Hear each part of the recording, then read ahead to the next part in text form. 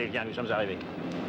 Qu'est-ce qu'il y a? T'as toujours pas confiance? Et si on me demande après de payer cette opération, je connais un gars, lui a pris 2 millions de livres pour une opération comme la mienne, alors. Mais dis-moi pourquoi ce médecin qui est beaucoup plus célèbre, il me referait l'estomac gratis. Et il faudrait que ce soit un singe, docteur. Les saints sont au paradis, s'il y en a un. Lui, c'est un homme bon, un homme généreux. Tu sais, tu ne seras pas le premier qui l'opérera gratis. Tout le monde le sait, tous les ouvriers des usines des environs savent très bien qu'ils n'ont qu'à venir le consulter s'ils sont dans la dèche et qu'ils ont une grave maladie. Et puis, regarde donc cet écriteau. Œuvre charitable, la vigne du Seigneur. S'ils veulent faire le bien, ils ont leur raison. Et toi, qu'est-ce que ça peut te faire? Dis-toi que tu as une famille, qu'il faut que tu guérisses. Tu vois ceux-là, ils sont tous comme toi, sans une lire. Ils ont tous quelques gros ennuis. Ce sera à vous de passer, madame. Oh, merci. Je suis absolument satisfait de la malade et de l'infirmière. Vous avez compris aussi que vous devez partir un peu. Il faut que vous partiez et que vous laissiez tous vos soucis à la maison. Et puis c'est gratuit. Mais c'est elle qui croit que je ne saurais pas me débrouiller sans elle, docteur. Mais vous êtes convaincu, j'espère, mademoiselle. Oui, professeur. Alors, gare à vous si je ne reçois pas de belles cartes postales. Et voilà les pilules pour la maman et des vitamines pour vous. Prenez-les régulièrement. Et souriez, vous êtes beaucoup plus jolie. Oh, professeur. Cher professeur, si vous n'étiez pas si jeune, je dirais que vous êtes un père pour nous tous. Un père et un bienfaiteur. Non, un ami. Je suis un ami, tout simplement. Maintenant, allez.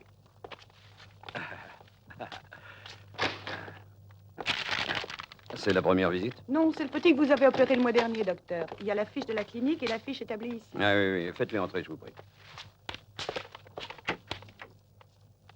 Bonjour, cher professeur. Ah, bonjour, madame. Bon, approche, Giovanni. Tu n'as pas amené ta jeune sœur? Comment ça se fait? C'est pas un cas grave comme moi. Déshabille-toi. Et maintenant, toi non plus, tu n'es plus un cas grave.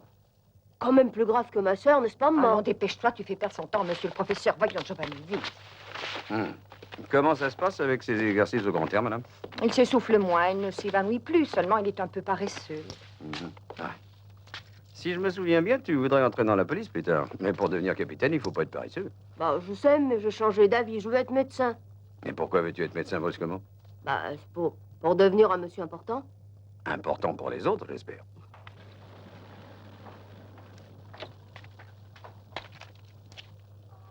Je ne veux pas avoir à répéter que les glaces sont faites pour voir ce qui se passe dehors.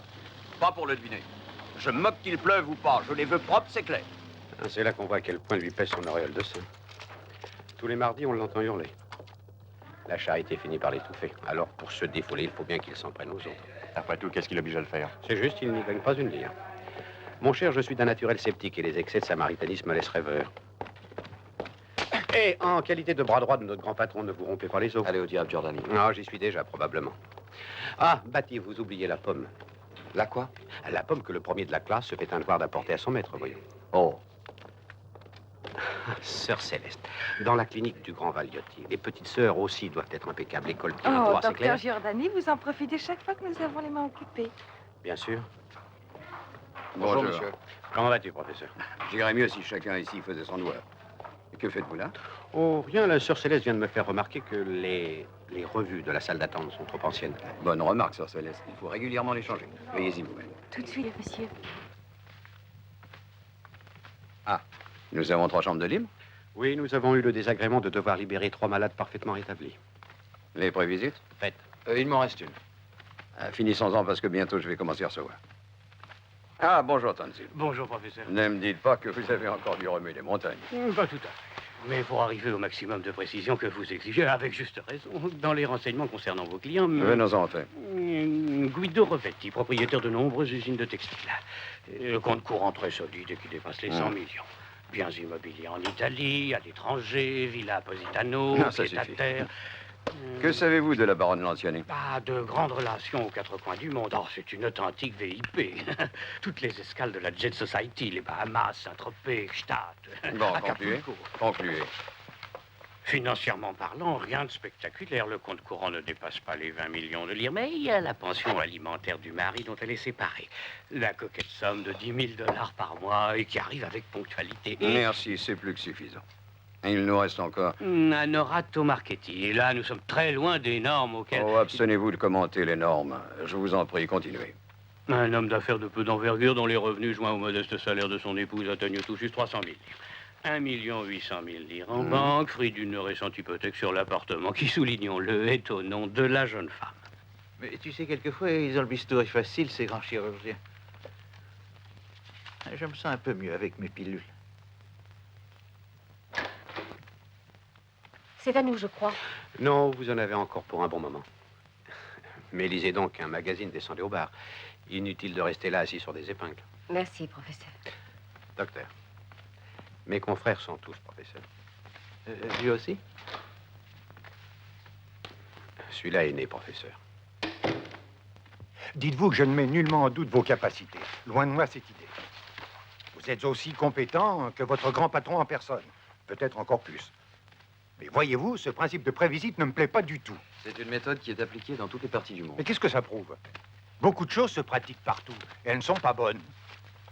Je fais des centaines de kilomètres pour être examiné par Valiotti, et on me met entre les mains de son assistant. Excusez-moi, monsieur. Ah, inutile de protester. Que vous le vouliez ou pas, vous n'êtes pas lui.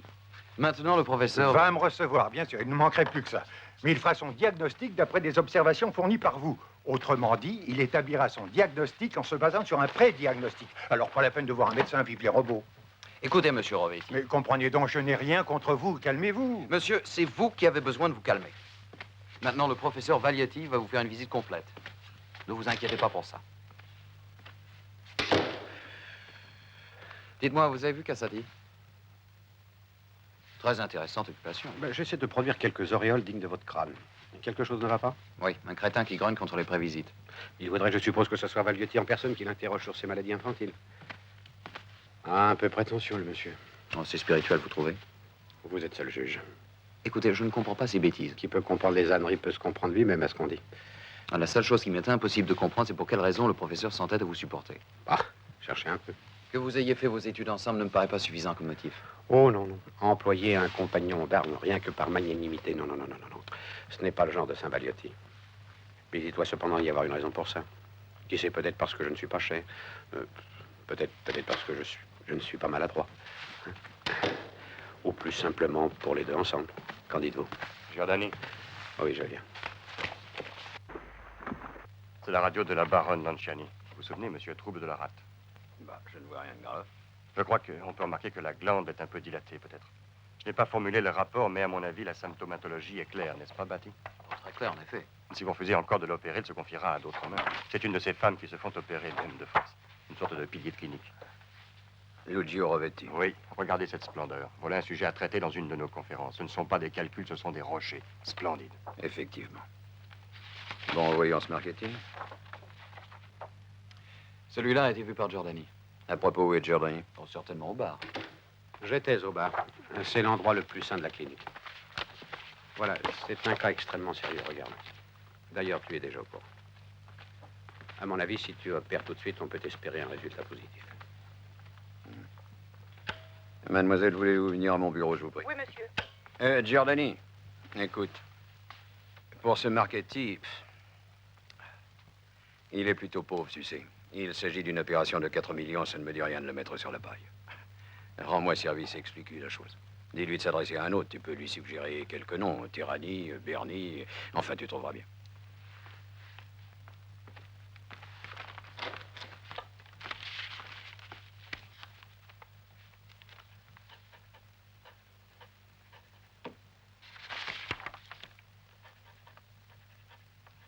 Voilà. Passez ceci au service administratif à toute fin utile. Bien, monsieur. Mais qu'importe l'argent, c'est pour ta santé. Je sais, mais on paiera beaucoup moins cher avec Bernie ou Terrani. Je vous en supplie, docteur. Répondez-moi en toute sincérité. S'il s'agissait de quelqu'un qui vous soit cher, par exemple votre frère, enfin, à votre avis, ces chirurgiens sont-ils tous aussi capables et aussi compétents ou bien- Madame, écoutez, si vous voulez mon opinion personnelle, eh bien, pour une intervention comme celle-ci, Valiotti est le plus qualifié. Oh, cette malheureuse petite rate. Je l'ai fait voir à toutes les sommités de la Terre, en Occident et en Orient. Je lui ai même attribué un nom, bébé, comme Brigitte Bardot. Tellement elle a été palpée, photographiée. Il vaudrait mieux l'enlever. Oh non, ce serait de la folie. Peut-être dans 1 an ou 2. Un peu de patience. Mais la patience, ça a tout de même des Je vous limites, en à mon prie. avis. Après tout, qui en subit les inconvénients? Je ne vois pas pourquoi je devrais les supporter, alors que par l'ablation, je pourrais retrouver une activité à laquelle je crois encore avoir le droit d'aspirer. Ou bien est-ce que l'heure de la retraite est venue pour moi et en suis-je déjà à mon Waterloo? Vous voulez vous entendre dire que vous êtes une femme jeune et séduisante, même si vous le savez très bien. Mais pourquoi donc, dans ce périple chirurgical, suis-je le dernier de la liste? Oh, c'est une accusation tout à fait injuste. Nous nous sommes rencontrés il y a 2 ans environ, à une party que nous donnions le baron et moi. Oh, bien sûr, vous ne vous en souvenez pas. Mais moi, si. Valiotti, ce n'est pas le genre d'homme qu'on oublie. Mais ce soir-là, vous vous êtes débarrassé de moi et de ma pauvre rate en 2 ou 3 phrases plutôt railleuses. Oh, je suis impardonnable. Je ferai tout pour me réhabiliter. Nous allons voir. Je dirais que l'activité, pour une femme comme vous, ne me paraît pas seulement un droit, mais un devoir. Et pour la retrouver, je serai obligé de vous demander de sacrifier. Bébé, Exactement. Sœur Maria, vous êtes un peu comme un docteur et vous êtes au courant de tout. Croyez-vous que mon état s'améliore vraiment? Le personnel ne doit absolument formuler aucun avis sur un sujet clinique quelconque. Et je n'ai pas l'intention d'enfreindre le règlement. Mais je peux tout de même vous dire que je parle à une heureuse convalescente qui se rétablit à vue d'œil de jour en jour. Et qui bientôt pourra faire filer droit ses petits-enfants. D'ailleurs, dans quelques minutes, le professeur Valiotti va passer. Posez-lui la question. Oh, excusez-moi, vous êtes gentille, mes sœurs. C'est déjà l'heure de la visite. Si vous vouliez me donner ma glace et mon rouge à lèvres. Ne me regardez pas comme ça. Plus on vieillit, ma sœur, plus il faut prendre soin de soi par respect pour les autres. Merci, mes sœurs. Bonne journée. Bonne journée. Dieu sait pourquoi toutes les malades se font une beauté avant que le professeur ne passe, comme s'il s'agissait d'un rendez-vous d'amour. Elles ont rendez-vous avec l'espoir. C'est encore plus important. Cela se produit partout avec tous les médecins. Ce sont de vrais maîtres pour les gens. Par la grâce de Dieu et la volonté de la nation. Quoi qu'il advienne, ils conserveront cette emprise sous tous les régimes, avec ou sans réforme sanitaire. Ici, les malades paient les yeux de la tête, ils pourraient se montrer exigeants. Et en fait, ils n'ouvrent presque jamais la bouche. Sans doute sont-ils mieux que les pauvres, mais pas tellement, au fond. Les lépreux sont tous égaux, tu sais. Les lépreux? Oui, les malades. Le médecin devrait avoir la conscience limpide. Comme le professeur Valiotti exige que le soient toutes les glaces de sa clinique. En tout cas, la sienne l'est. Cet homme se tue au travail et il tient la discipline. Mais il est le premier à donner l'exemple. Et puis, il a un charme fascinant auquel on ne peut pas rester indifférent. J'oubliais, c'est vrai que tu préfères Giordani, le seul qui ne soit pas professeur. Mais ce n'est pas parce qu'il n'est pas capable de l'être. C'est un homme étrange. On a l'impression que pour lui, rien n'a d'importance. À mon avis, il a dû avoir une grosse déception sentimentale. Toutes les déceptions sont sentimentales, en un certain sens. C'est vrai, tu as fait de la philosophie. De la psychologie. Mais alors, pourquoi crois-tu que Giordani boive tant? Il ne boit jamais avant d'opérer. Mais pourquoi? Est-ce encore pire depuis quelque temps? Il éprouve du plaisir à boire, sans doute. À se détruire, oui. Peut-être. C'est un cas extrêmement complexe et il est difficile de se prononcer. Vous, De Luca, qu'en pensez-vous? J'ai examiné les analyses et les radios. Je pencherai plutôt vers l'hypothèse de Batty, mais toutefois, je me garderai bien d'être catégorique. Et vous, Batty? Oh, pour moi, c'est un cas évident d'angina pectoris. Ah, voilà Giordani. Ton opinion? Mais il n'a pas vu la fiche clinique. Vous pouvez la garder, j'ai vu la malade. Écoute, personnellement, j'estime qu'il s'agit là d'une fausse angine d'origine nerveuse, due en grande partie aussi à des troubles biliaires. Messieurs, je suis d'accord avec Giordani. Docteur Giordani. Docteur Giordani. L'état du malade de la chambre 23 s'est aggravé brusquement. Savez-vous qu'il l'a examiné ce matin? Le professeur De Luca. Sa femme est avec lui? Oui, mais en ce moment, elle passe un coup de fil à ses parents. Arrangez-vous pour qu'elle n'y retourne pas avant que le professeur Valiotti ait vu le malade. Oui. J'aimerais savoir pourquoi la transfusion n'a pas été faite. Nous manquons de sang B, Résus négatif. J'y veillerai personnellement, je ne veux pas que ça se renouvelle. Écoute, il vaudrait peut-être mieux que tu passes voir ton opéré de la chambre 23. Ça n'a pas l'air d'aller très fort.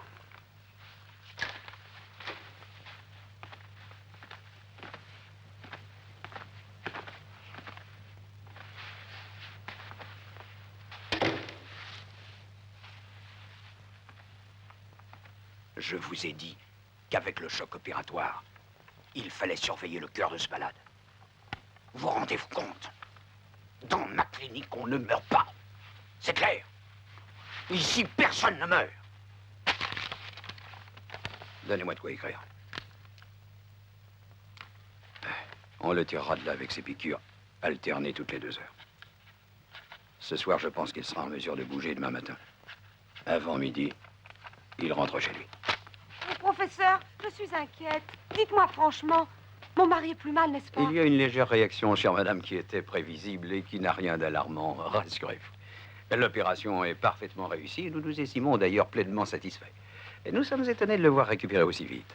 Et demain, à midi, vous pourrez le ramener à la maison. C'est vrai, docteur. Oh, comme je suis contente. Et combien je vous suis reconnaissante. Oh, entendons-nous bien, madame, je le confie à votre cardiologue, qui est un excellent médecin. Votre mari a le cœur fragile, il a besoin d'être surveillé, souvenez-vous-en. Je le sais, merci, professeur. J'étais convaincue qu'il était presque à l'agonie. Comment ai-je pu me tromper à ce point-là? Non, sœur Maria. Vous ne vous êtes pas trompée, hélas. Mais s'il peut rentrer demain chez lui, docteur? Ce ne sera qu'une halte, avant d'entreprendre un voyage plus long. Vous ne l'avez donc pas encore compris. Cette maison est une gare d'où il ne part jamais de direct pour le paradis.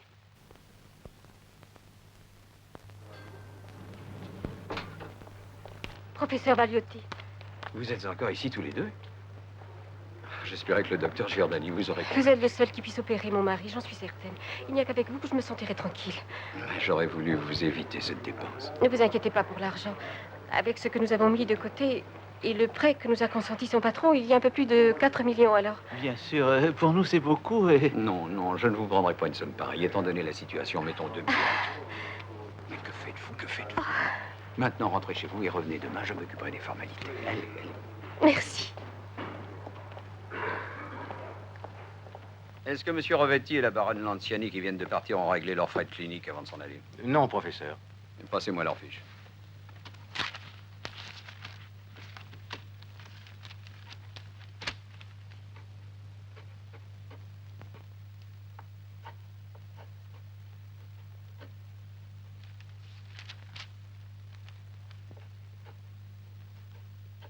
Quand vous étudiez, dites-vous toujours que ce que l'on vous enseigne dans cette faculté, du plus simple au plus complexe, pourra un jour ou l'autre vous aider à alléger une souffrance, à guérir une maladie, à contribuer à la sauvegarde de ce bien suprême qu'est la vie humaine.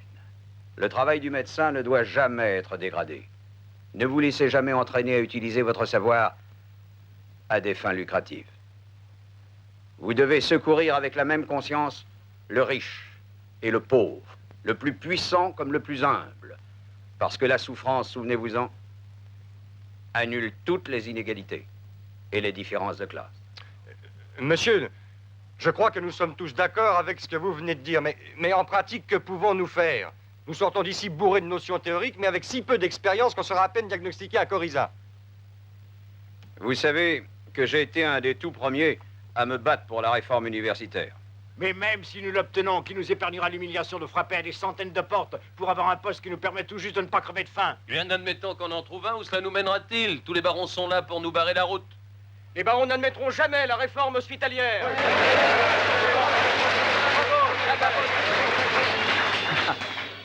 J'ose espérer que moi, vous ne me rangez pas sous cette infamante étiquette nobiliaire. Si la réforme universitaire est importante, la réforme sanitaire est indispensable. Mais il faut qu'elle soit radicale et dépourvue d'ambiguïté. La médecine devrait être politisée à l'heure actuelle. Si vous me soignez une tumeur en lisant aux malades les maximes de Mao, et que vous réussissez, je serai le premier à déposer le bistouri pour employer le petit livre rouge à la place.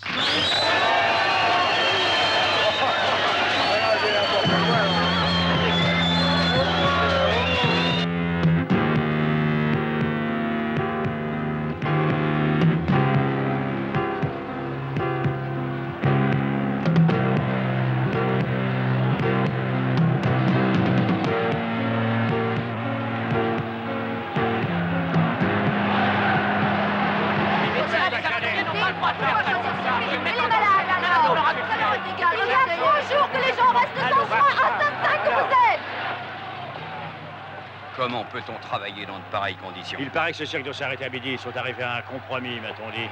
Le ministère de la Santé a promis qu'avant les vacances, le Parlement discuterait et voterait la réforme sanitaire. Mais qu'ils la votent donc. Ils verront combien d'entre nous accepteront d'exercer dans ce maudit pays après ça. Mais ne vous inquiétez non pas. Les démocrates chrétiens préféreraient voir nationaliser toute l'industrie italienne plutôt que d'enlever le marché de la santé des mains des milliers d'organisations religieuses. Une réforme.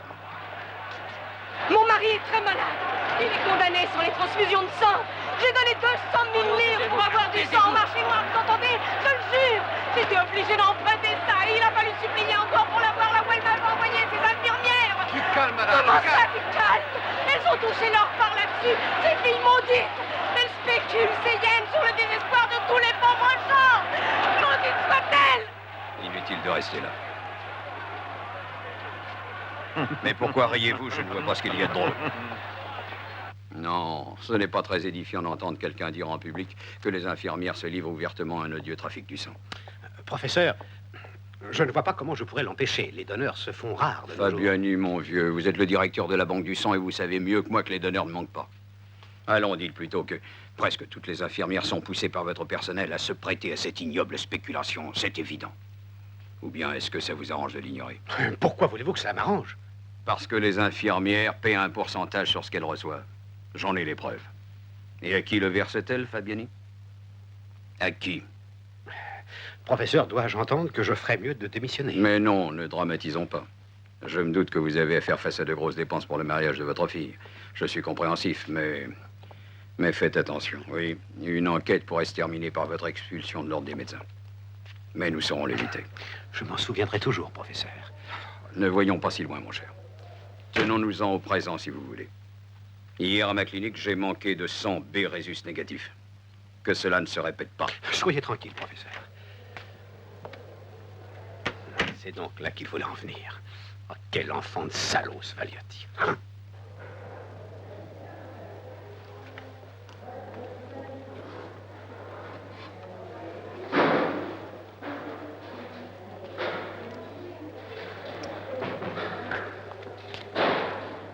Nous avons fait l'impossible. Je suis désolé, madame. Non, non, mon chéri, vous auriez pu le sauver, mais vous l'avez laissé mourir.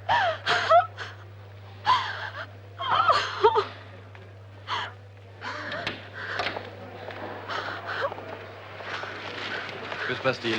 À cause de cette grève de 3 jours, il y en a un qui s'est mis en grève pour l'éternité. Mais qu'est-ce qu'on attend pour l'emporter? Dans peu de temps, le professeur va commencer la visite. Faut pas qu'il voit cette Ah, bagarre. c'est clair, loin de mes yeux, les saletés, les cadavres et les urinales. Excusez-moi, professeur, l'autre salle a déjà été remise en ordre. Bien, nous commencerons par là. Gava. Oui? Allez vérifier si les salles d'opération sont prêtes. Et surtout que l'on pense aux compresses. Oui, professeur. Calculez qu'il y aura aujourd'hui une vingtaine d'opérations, dont au moins 7 pour moi, je pense. Vous croyez que votre précieuse main y suffira? Je suis ambidextre. Et ambitieux, surtout. Hé grand-père, qu'est-ce que c'est que cette musiquette? Vous savez que le professeur va arriver? Mais qu'est-ce que vous voulez? La marche des gladiateurs? Tu n'as pas de soin. Je t'ai apporté un pyjama propre. Et tu as fait une tâche, mon chéri. Tu es beau pour recevoir la visite du professeur. Comment êtes-vous ce matin? Mieux, professeur. La douleur de l'épaule a dû diminuer. Oui, hein? professeur, un peu. Et vous continuez les mêmes piqûres alternées un jour sur 2. Et double dose de Vitaline.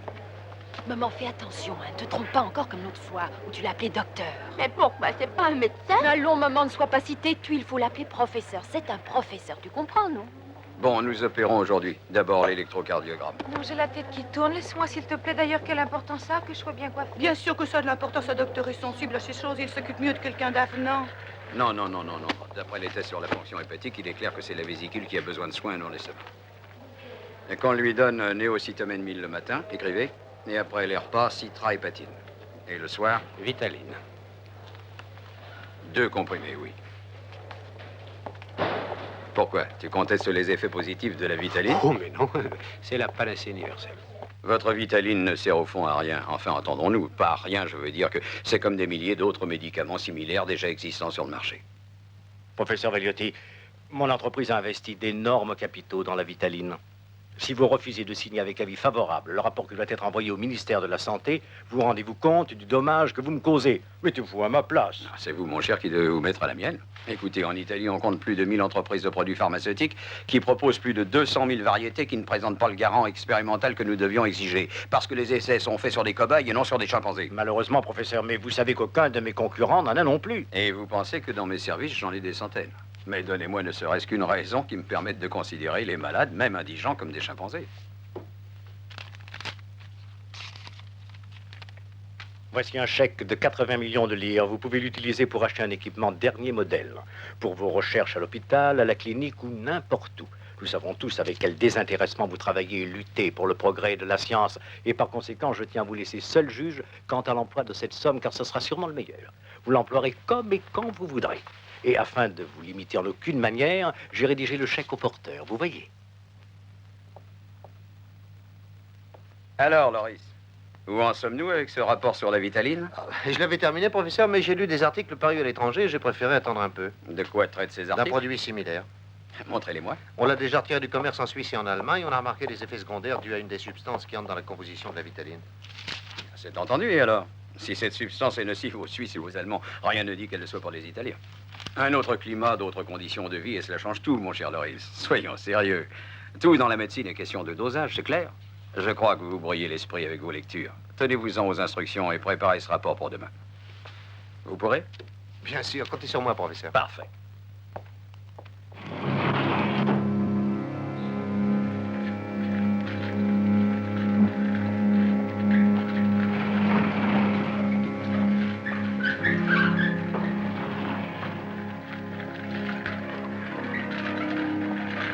Si je suis aussi tranquille, c'est parce que je sais entre quelles mains je te remets. Valiotti. Mais tu sais qui est Valiotti, hein? Si j'avais su que je serais opéré par Valiotti, au lieu de donner du fric au notaire pour faire mon testament, je l'aurais dépensé à prendre un billet pour Rome et je serais allé voir Italie-Angleterre. Il y aura encore à voir des matchs. Je te jure qu'à présent, j'irai avec toi. Bien. C'est gentil d'avoir tout fait pour que je garde le moral. Je sais depuis longtemps que cette opération est grave et délicate, chérie. Je t'en prie, si ça tournait mal, trouve-toi une brave fille qui aimera bien les petits. Tu vas être à ton bureau, ils sont si jeunes, tu comprends? Grâce à Valiotti, je ne me sens pas inquiet. Bientôt, tu seras là pour t'occuper des enfants. Tout ira très bien, j'en suis sûr. J'ai peur, vous savez. Je veux que vous me rameniez à la maison. Mais de quoi as-tu peur, papa? Tu ne sentiras rien puisque tu seras endormi. Mais justement, c'est pour ça que j'ai peur, mon gars. Ça m'embête qu'on m'endorme pas savoir ce qu'on me fait. Allons, un peu de courage, papa. Tu seras bientôt rentré chez nous, gaillard et Ah, solide comme un roc. Dieu t'entende, mon gars. Tu sais, nous avons de la chance, mon petit poussin. Le docteur Nathalie, que tu aimes bien, a convaincu le professeur. C'est lui qui va s'occuper de toi personnellement. Et puis quand tu sortiras de l'hôpital, je te promets, je t'achèterai le vélomoteur dont tu rêvais. C'est vrai, papa? Promis. Je n'écris à personne que j'allais être opérée, tu sais. Tu as très bien fait, Maria. Pas la peine que nos parents s'inquiètent, tu es en bonne main. Dire qu'il a fallu que j'ai besoin d'être opérée pour que nous comprenions vraiment que la seule chose qui compte, c'est que tu m'aimes et que je t'aime.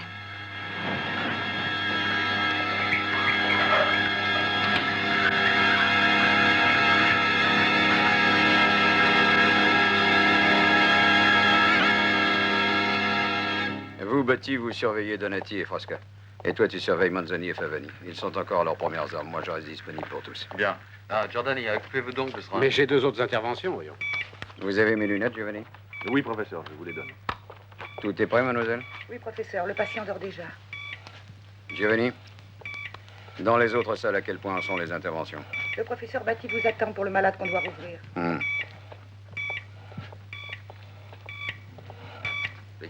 Écarteur, allons. Coagulant. Elle s'est produite après, cette anastomose? Je n'ai pas encore fini de dégager complètement, professeur. C'est plein d'adhérence. Finissez de libérer l'estomac, je reviendrai tout à l'heure. Coagulant, compresse, écraseur. Passe Kelly. Kelly. Compresse. Coagulant. Qu'est-ce que tu as trouvé de Germanie? Oh, bah, cette sacrée vésicule est pleine de calculs. Je crois qu'il faut explorer aussi le cholédoque. J'ai l'impression qu'il est un peu gros. Oui, tu as raison. Mais appelle-moi avant de refermer, d'accord? D'accord. Compresse. Aspirez. Bonjour. Bonjour, professeur. Ça va jusqu'ici?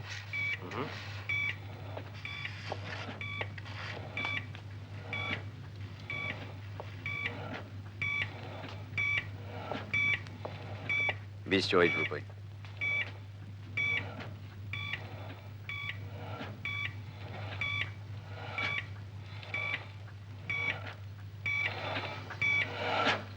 Écartez encore.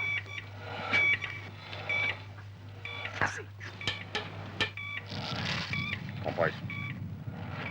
Voilà. Continuez à ouvrir et à dégager, je reviens tout à l'heure. Coagulant. Qu'est-ce que tu opères, animal?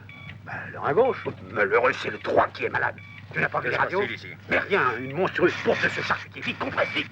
Je n'écris à personne que j'allais être opérée, tu sais. Tu as très bien fait, Maria. Pas la peine d'inquiéter les parents. Tu es en bonne main. Le docteur Nathalie, que tu aimes bien, a convaincu le professeur. C'est lui qui va s'occuper de toi personnellement. dire qu'il a fallu que j'ai besoin d'être opérée pour que nous comprenions vraiment que la seule chose qui compte, c'est que tu m'aimes et que je t'aime. Je sais depuis longtemps que cette opération est grave et délicate, chérie. Je t'en prie, si ça tournait mal, trouve-toi une brave fille qui aimera bien les petits. Tu vas à ton bureau et ils sont si jeunes, tu comprends?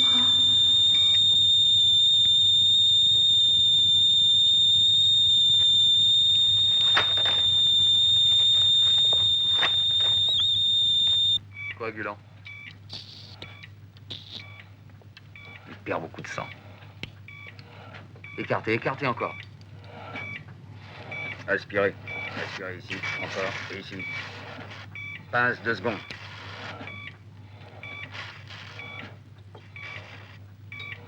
Coagulant. Compresse. Aspirez. Petit ciseau de cocker. Compresse. Ciseaux. Aspirateur. Aspirez. Pince jumelée. Vite, compresse. Là aussi. Copostase. Aspirez. Aspirez plus fort. Allons, allons. Aspirez le plus possible. Tamponnez. Tamponnez, je vous dis. Avez-vous au moins réalisé d'où vient tout ce sang? C'est-à-dire... Donnez-moi la place. Décompresse plusieurs. Vite, tamponnez tout ça. Allez, aspirez, aspirez là, là. À quoi pensez-vous, hein? Vite, encore une compresse. Trouvez un autre aspirateur d'urgence. C'est pas encore en place. Allons. Alors, il arrive, ce deuxième aspirateur. Professeur, il ne fonctionne pas. Je me demande ce qui fonctionne bien ici. Là, où épongez-vous? Mais je ne vois rien. Vous voyez. Vous avez trouvé le moyen d'entailler la rate. Il n'y a plus qu'à l'enlever. Coagulant. Aspirateur. Pince courbe. Aspirateur. L'aspirateur. Alors ça vient la compresse? Mademoiselle. Copostase. Ciseaux.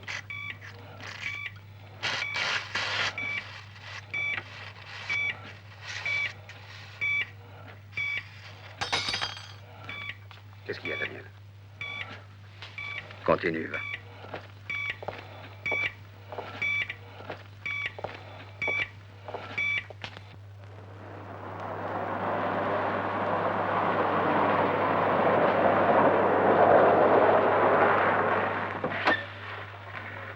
Bonsoir, monsieur. Bonsoir.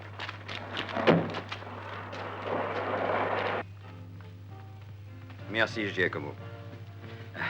On dirait un arbre de Noël. Tu es éblouissante. Mais tu ne crois pas que c'est un peu trop, tous ces bijoux? C'est pas trop lourd? Mieux vaut trop de bijoux que pas assez. Tu es fatigué ce soir, la nuit. Mais non, maman. Et tes douleurs dans le cou. Ah, ça va, ça vient. Tu devrais te remettre à faire un peu de sport. Avec le cours de tennis derrière la maison, c'est facile. Dis-moi quand je peux trouver le temps. Oh, mais on le trouve quand on... As-tu gagné à la canasta? Cette Carla Seriotti me rend folle chaque fois qu'elle vient. À ce point? Elle joue dans si mal. Elle voulait que je te demande un conseil au sujet des malaises de son frère. C'est pas la première fois qu'une de tes amies essaie de soutirer une consultation gratuite. Comme elle le faisait avec ton pauvre symptôme de père. Mon père était un médecin très estimé. Très estimé, c'est vrai, surtout par les centaines de malades qu'il faisait se déplacer de jour comme de nuit, même le dimanche de Pâques. Mais lui, la plupart du temps, il n'avait pas le courage de réclamer son dû. Ton père était une sorte de saint, je te dis, généreux, désintéressé. Dois-je prendre cela comme une pierre dans mon jardin? Tu sais très bien ce que je pense. Il n'avait pas le droit de se tuer à la tâche pour satisfaire son besoin de faire le bien au détriment de sa jeune femme qu'il a laissée sans un sous-vaillant. Et autant que je m'en souvienne, avec un petit garçon à élever. Ah non, c'est pas gentil. Un peu plus, je laissais tout tomber. Si je n'ai pas le droit de te chatouiller, vers maintenant. Ricky espérait dîner avec toi et comptait que vous regarderiez ensemble je ne sais quel match à la télé. N'oublie pas que tu dois remplacer sa pauvre maman. Et heureusement pour lui, tu es là. Oh non, ce n'est pas la même chose. Allez, va. Va, il sera content. Va, il ne doit pas dormir. Allez, papa, raconte-moi encore une autre. Bon, mais c'est la dernière pour ce soir. Sais-tu quelle différence il y a entre un architecte, un cuisinier et un médecin? Non? L'architecte cache ses erreurs sous le crépi, le cuisinier sous la mayonnaise. Et le médecin? Ah, sous la terre. Papa, tu sais, avec toi, je m'amuse plus qu'avec mes camarades. Je te vois presque jamais. Si tu travailles bien, je te promets, mon fils, que nous passerons un mois de vacances tous les deux cette année. Oh, c'est formidable, un mois avec toi. Et où tu m'emmèneras, Adi?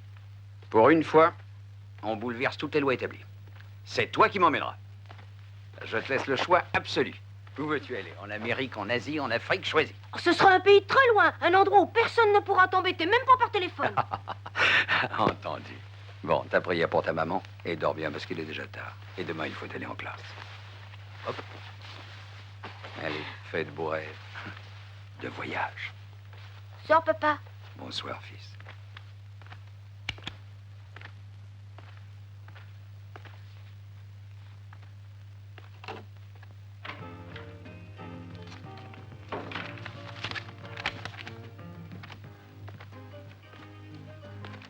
Ah, c'est vrai.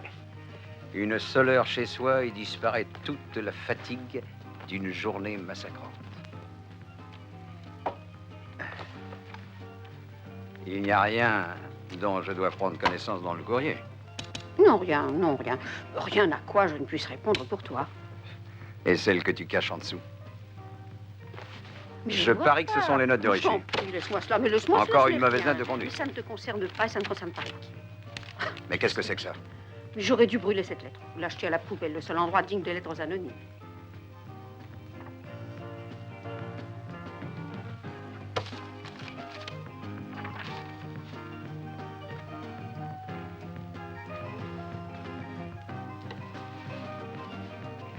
Tu étais de si bonne humeur ce soir. J'ai été vraiment stupide. Non, maman, parce que... il vaut mieux savoir pour protéger ses arrières, tu comprends? Tu ne dois pas t'inquiéter pour ce bout de papier. Je ne m'inquiète pas. Il est temps d'aller te reposer. Bonsoir, maman. Bonne nuit, Daniel. Bonne nuit.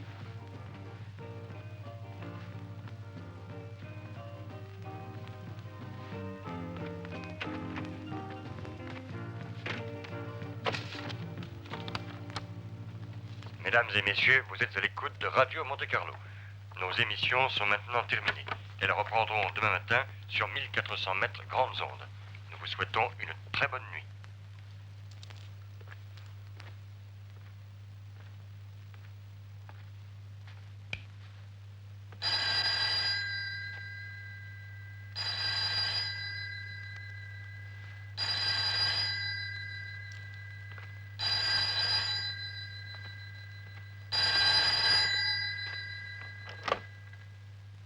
Le cliché 229 est une radio des Torre Vanni.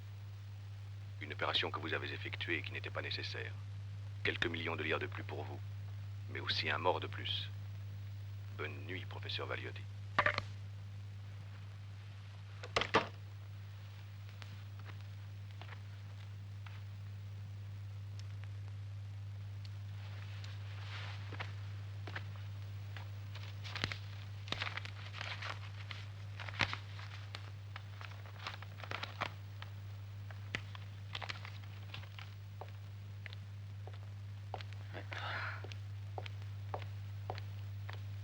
Eh bien, Elles ne sont pas dans les archives, Mais professeur. c'est impossible, Anna.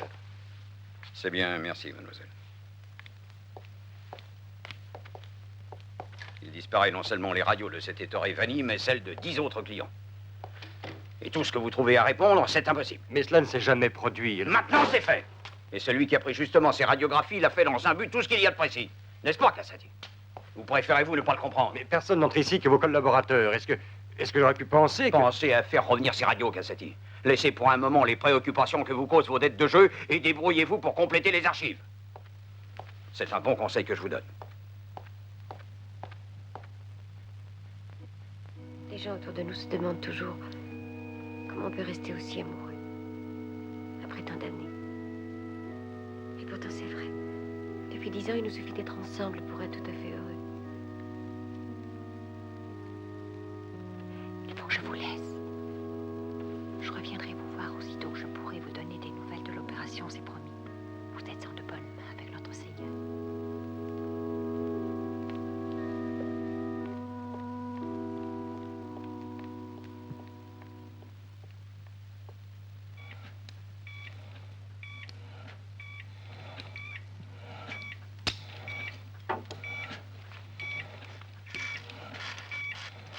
Si vous mettez la compresse, j'y vois rien. Excusez-moi. Aspire. Encore. Écartez.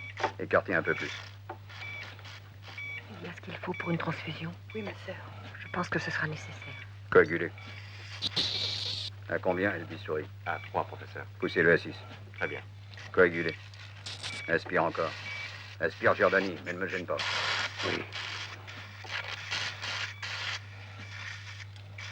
Aspire.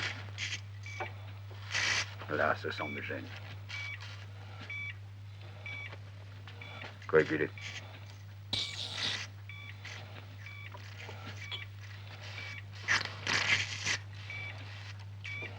Aspire.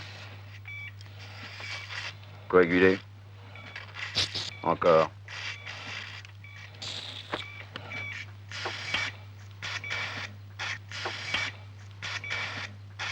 Coaguler.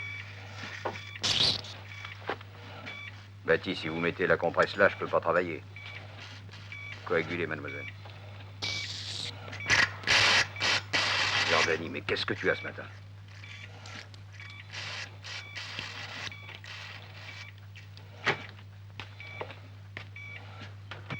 Coaguler, mademoiselle. Professeur, on vous demande au téléphone. Qu'on rappelle, je suis occupé. C'est Maître Donati, professeur. Il dit que c'est très urgent. Qu'il me rappelle.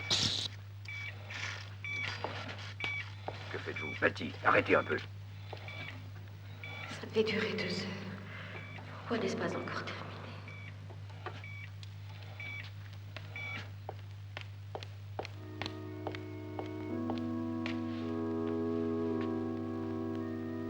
Il n'y a pas de complications, moi. Non, non, jusqu'ici, tout se passe très bien.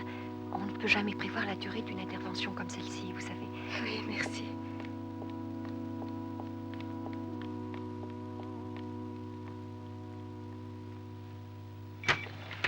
Sœur Maria, la soie 00, s'il vous plaît.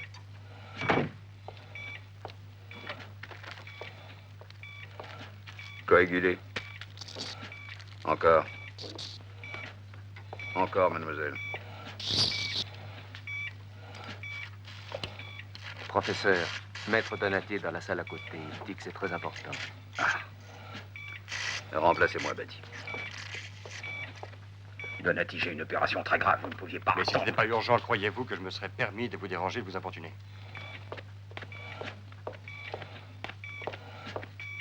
Il s'agit d'une dénonciation au sujet de votre déclaration. Le contrôleur évalue vos revenus à environ 10 fois ce qui a été déclaré. Et dans une demi-heure, cela passe à la commission d'enquête, à moins que vous ne... Combien? Eh bien, je pense qu'avec 5 millions de lire, ce sera plus que suffisant. Payez, payez, si ça peut arranger tout. En espérant qu'une copie n'a pas été envoyée directement au ministère. Je peux parer le coup tout de suite. Faites-moi le 81 29 17. Jordanie, je ne comprends pas ce qui se passe.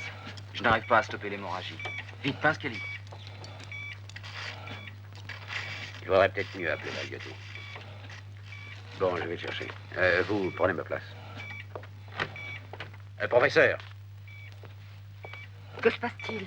tout ce que je sais, c'est qu'il y a hémorragie. De prévenir à tout hasard, tu peux veiller au grand... Mariotti.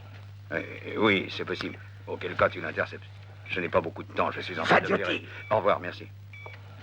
Qu'est-ce qu'il y a? Vite, une grave hémorragie. Mais enfin, Bati. Oh, mais il y a bistouri, voyons. Je n'arrive pas à endiguer l'hémorragie. Je n'arrive pas à réussir l'hémostase. Décidément, vous ne réussissez pas grand-chose. Et vous ne réussirez jamais l'hémostase en massacrant le parenchyme. Allez, il faut juguler ça. Aspire. Vous n'êtes pas capable de voir une déchirure que vous avez faite vous-même. Je vais faire une résection. Professeur, il n'a plus de pouls. Combien de sang lui a-t-on donné? 5 unités. Continuez.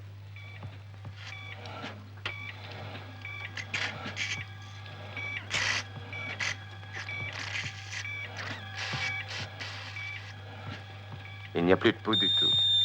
Arrêt du cœur. Massage.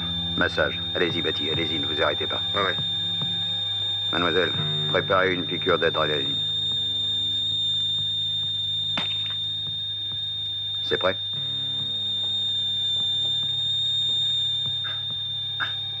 Arrêtez. Aucun signe de reprise. Continuez à masser le cœur.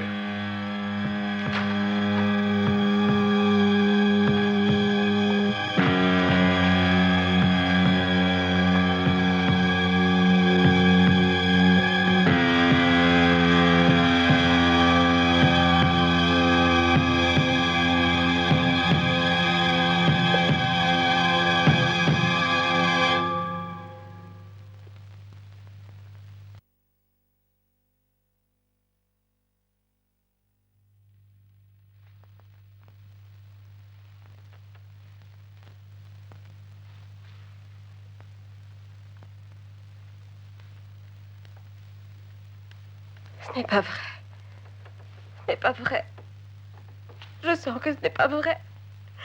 Ça peut pas être vrai.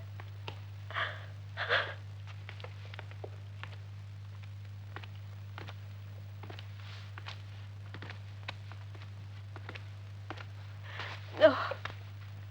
Je ne peux pas vivre ainsi sans lui. Je ne supporterai jamais de ne pas savoir où il est. Je ne veux pas, je ne veux pas. Allons, Madame Marchetti, vous êtes croyante. Non! Non! Le Christ n'a pas eu pitié de moi. Dieu m'a trahi, Dieu m'a trompé, Dieu est un traître. Comment osez-vous offenser notre Seigneur ainsi? C'est un grave péché que vous commettez. Laissez cette malheureuse Mérana, c'est un péché plus grave encore de s'indigner contre un être aussi éprouvé.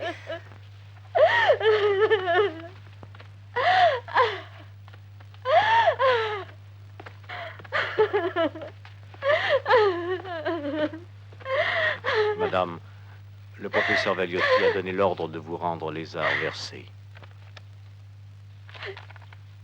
Les arts versés. L'argent. Tu entends, mon amour? Il nous a rendu l'argent, quelle chose!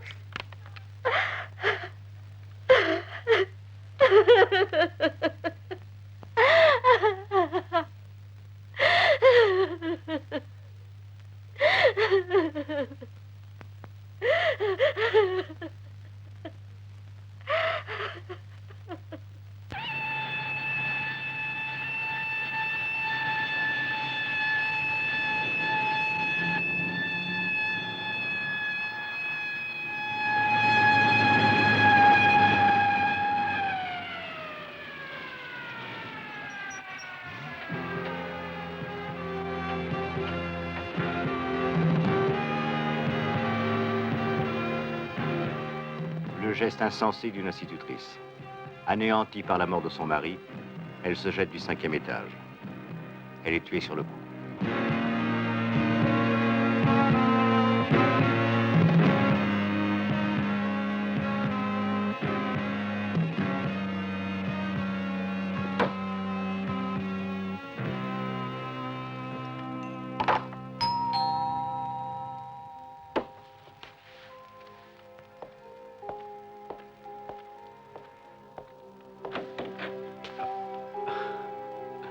En voilà une surprise, sœur Maria.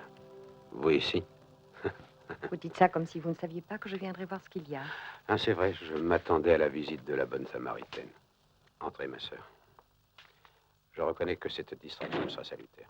Je vous en prie.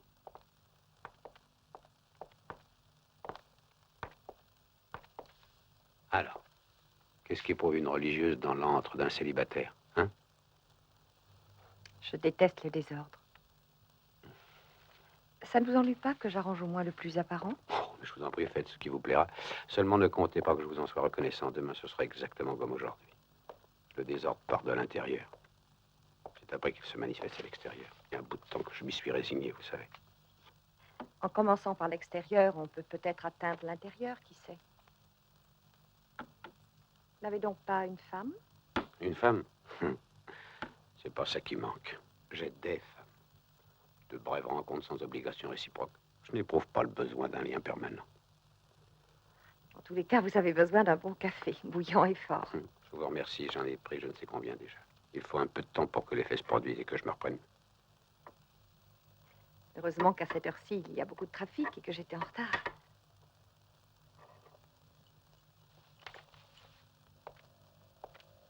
Pourquoi êtes-vous venu? Il y a 2 jours qu'on ne vous a pas vu à la clinique. Je sais bien ce que vous avez pu éprouver en lisant la nouvelle Du geste insensé de la pauvre Madame Marchetti. Je me demande pourquoi les journalistes emploient à tout bout de champ ce qualificatif idiot. Insensé. C'est moi qui les ai persuadés qu'ils devaient se faire opérer par Valiotti. Vous savez cela, sœur Maria. Alors de là, vous vous êtes construit un scénario émouvant. Le médecin solitaire en proie à une crise de désespoir intense. Un pauvre être humain submergé par des remords de conscience, entre parenthèses injustifiés, je dois le dire, qui tente de noyer dans l'alcool son pitoyable état d'âme. C'est bien ça? Plus ou moins. Eh bien, c'est pas ça. Dites-vous que c'est une question de honte uniquement. La honte de tout et de tout le monde. Une vulgaire crise de saturation d'existence, de refus temporaire de suivre ce monde pourri qui nous sert. Une impression de dégoût qui, au fond, n'a rien de sublime. Je n'éprouve pas de remords de conscience, parce que je ne crois pas à la conscience. Et entre deux crises de rejet, de refus, j'essaie de vivre aussi bien que possible. Voilà la vérité. Quelle est la vôtre? La seule pratique de la charité chrétienne, je n'y crois pas non plus. Alors pourquoi êtes-vous venu chez moi? Par sympathie. Cherchez l'origine grecque du mot sympathie. Sentir ensemble. Très joli. Je n'ai rien objecté. Le cynisme s'effrite contre la pureté, c'est bien ainsi. Très joli. Dommage que ça ne soit pas suffisant pour que je retrouve un équilibre. La bouteille vous soutient le moral? Non. Cela me tient seulement à l'écart des mauvaises fréquentations. J'avais eu la présomption de croire que je pourrais faire concurrence à cette maudite bouteille. Je m'aperçois que le résultat n'est pas très encourageant. De toute façon, votre présence ici me fait un immense plaisir. Vous arrivez très bien à le dissimuler, alors. Je ne parle pas seulement d'aujourd'hui. Il y a presque 2 ans que je vous vois tous les jours. Et vous me donnez chaque fois cette sensation de bonheur paisible. Vous voyez, tout bien pesé, le résultat est nettement positif. C'était le seul qui avait sur moi cette sorte de pouvoir apaisant. Mais il y a un an environ, il est sorti pour me rapporter le journal et il n'est plus revenu. Je suppose que mon chien choisit la liberté. Vous, par contre, vous avez choisi cet habit. Sœur Maria, puis-je vous poser une question? Non, épargnez-la moi. C'est celle que l'on pose invariablement à toutes les filles qui se prostituent et à celles qui portent le voile. Pourquoi? Pourquoi avez-vous choisi cette voie-là? Il y a une tendance à réhabiliter les prostituées et à corrompre les religieuses, je crois. Peut-être parce qu'il s'agit de femmes qui ne répondent pas aux critères des femmes soi-disant normales de notre société. Vous y répondez parce que vous êtes une femme plutôt exceptionnelle. Vous êtes indulgent. De toute façon, si vous tenez à percer le mystère de ma vocation, je vous mets à l'aise. Il ne s'agit pas d'une grande désillusion. Au contraire, à la base, il y a une très grande illusion. Le besoin de me rendre totalement disponible à la volonté du Seigneur. Alors vous croyez en Dieu? Docteur Giordani, vous avez une logique désarmante.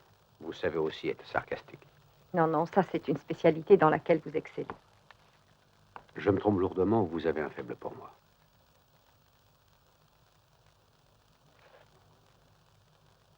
Vous vous trompez. J'éprouve pour vous beaucoup plus que ça. Curiosité, sympathie, une profonde attirance. Mais on donne généralement à tout cela un nom bien précis. C'est trop démodé et c'est extrêmement risqué et hasardeux. Mais nous sentons ensemble, n'est-ce pas? Alors pourquoi ne pas... Pourquoi ne pas jeter mon habit aux orties, mes bras autour de votre cou? Ce serait merveilleux. Peut-être. Mais au fond, ce serait inutile. Pour vous, il s'agirait seulement d'un intermède entre deux crises de rejet, de refus de la société. Et pour moi, une grave erreur. Une grave erreur délibérée et consciente dont je devrais me repentir. Et je tiens absolument à n'avoir pas à me repentir des sentiments que j'éprouve. Sœur Maria, je vous remercie humblement. Et jamais vous ne saurez combien.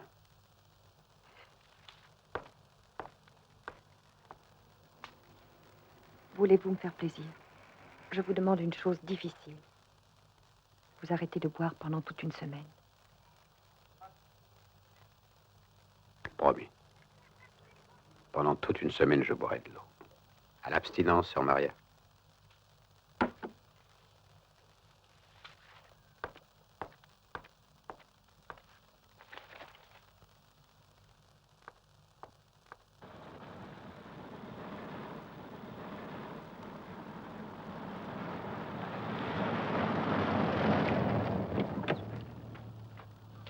Bonjour, monsieur le professeur. Bonjour. Il y a longtemps que le professeur Caligari est arrivé? Quelques minutes, monsieur le professeur.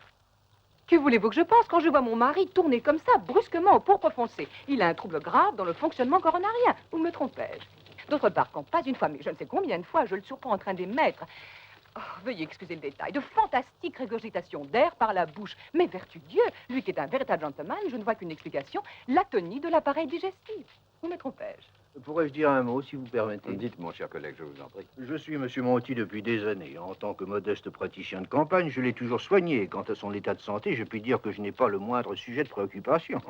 Pour moi, il est sain et fort comme un... Par cas, je vous en prie. Si j'ai osé appeler ces deux éminents spécialistes pour une consultation, ce n'est pas pour qu'ils entendent vos divagations d'optimisme qui veut ignorer jusqu'aux faits les plus graves et les plus angoissants. Bah, à mon avis, c'est plutôt enviable qu'angoissant. Enviable?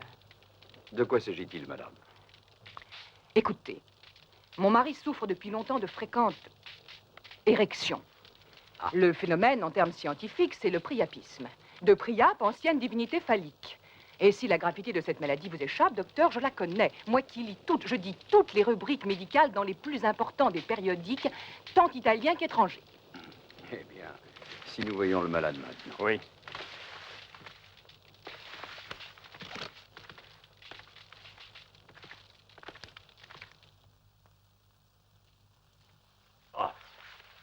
Je ne sais pas quel sera le diagnostic que vous ferez à mon sujet, messieurs, mais une chose est certaine, ma femme est folle. Elle est folle, alliée.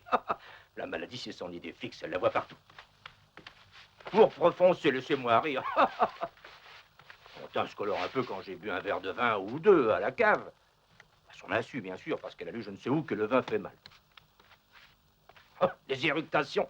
Je voudrais vous y voir. Tenez, je suis forcé d'aller au milieu de la nuit à l'office et d'avaler en vitesse un morceau de pain et des saucisses ou ce que je peux trouver. Parce qu'elle me condamne à ces bouillons de légumes et à la semoule au lait. Ah, et puis il y a l'histoire du priapisme. Enfin, messieurs, nous sommes entre hommes. Eh bien, j'avoue que j'ai beau avoir dépassé la soixantaine, je me tiens encore très bien de ce côté-là et j'en suis fier et heureux. J'ai une propriété très étendue et pleine de gibier de toutes sortes. Alors, messieurs, si je vais à la chasse et qu'en marchant, je fais lever un beau faisan, qu'est-ce que je fais? J'épaule, non? Sinon, pourquoi je me promènerais avec mon fusil, bon sang? Et si à la place d'un faisan, je vois une donzelle pas farouche, il faut que je la laisse? Eh bien, moi, j'épaule aussi. Sinon, ce bel outil dont le Seigneur m'a affublé, à quoi servirait-il? Excusez-moi, j'ai encore oublié de vous parler d'un symptôme alarmant. Ah, après, madame. Maintenant, mon collègue et moi devons nous retirer pour étudier le cas. Viens. Tu te demandes pourquoi j'ai sollicité ton concours dans cette farce. Non, ce n'est pas pour faire une partie de campagne ensemble. Non. Oh, je n'en doute pas. Et je suppose que tu vas m'éclairer. Calogéry, tu m'es hostile. Tu m'es hostile depuis que j'ai fait installer un rein artificiel à la polyclinique et confié au jeune docteur Azina, qui est capable de le faire fonctionner correctement. Moi aussi, dans ma clinique privée, j'ai un rein artificiel et cela, tu le savais fort bien. Alors, qui crois-tu qu'il va dépenser chez moi un demi-million de livres pour obtenir les soins les mêmes pour seulement 30 000 livres dans un hôpital public? Hein? J'ai perdu plus de la moitié des cas de ce genre qui venaient chez moi. Et je ne devrais pas t'en vouloir? Mais il y a façon et façon. La campagne de calomnie que tu mènes dans le but de me ruiner est contraire à notre éthique professionnelle. Oh, j'ai appris que tu avais avancé une forte somme à mon radiologue, Cassati. Pourquoi? C'est un de mes amis, c'est tout.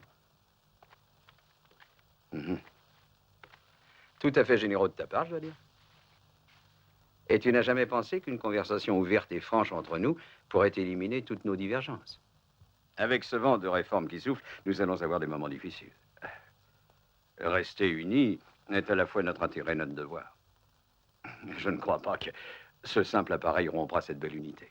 Tu veux dire que tu l'élimineras de la polyclinique? Une solidarité totale entre nous, mon cher Calogéry, est la base essentielle pour le meilleur déroulement de notre travail. Je te remercie, mais nous ne devons pas parler encore de notre patient. Non, mais laisse-moi faire, ça ne sera pas long. Non, cher ami, il n'y a rien d'alarmant. Tranquillisez-vous, tranquillisez-vous, nous sommes là. Mais étant donné la complexité de la symptomatologie de votre mari, nous estimons qu'il est nécessaire de le mettre en observation dans la clinique de mon éminent collègue pour décider s'il est opportun ou non d'opérer. Très bien. Demain, sans faute, je l'accompagnerai, je le remettrai entre vos mains. N'importe quel avion qui part ce soir. Et n'importe quel pays, pourvu qu'il y ait de belles filles, naturellement. Mais loin, très loin. Oh, ne puis jamais me retrouver. Tu as bien réfléchi, Enrico? Il y a 20 ans que j'y pense. Mais te rends-tu compte de ce que ça représente pour moi d'échapper aux griffes de cette détraquée que j'ai pour femme? Je me rends compte aussi ce que ça signifie d'échapper aux griffes de ces deux barons. Oui.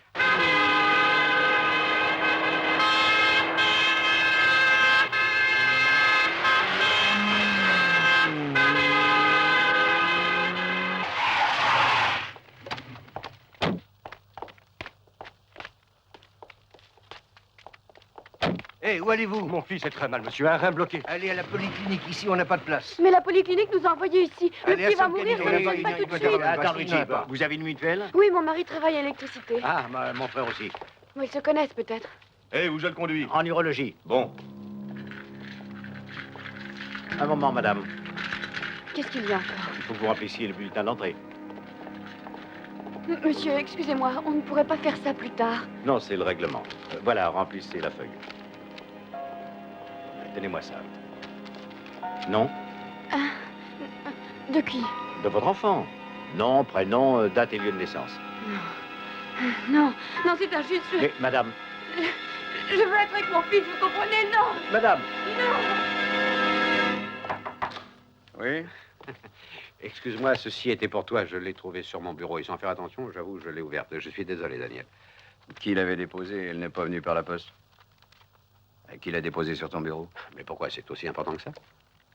Non, non, c'est le principe, c'est tout. J'aime pas le désordre. Une lettre pour moi finie sur ton bureau. Tu sais qui est entré dans la pièce? De Lucas, Bati et Loris. Pas le docteur Azina? Ah, si. Il était absolument hors de lui parce qu'on est venu démonter le rein artificiel pour le mettre dans un autre hôpital.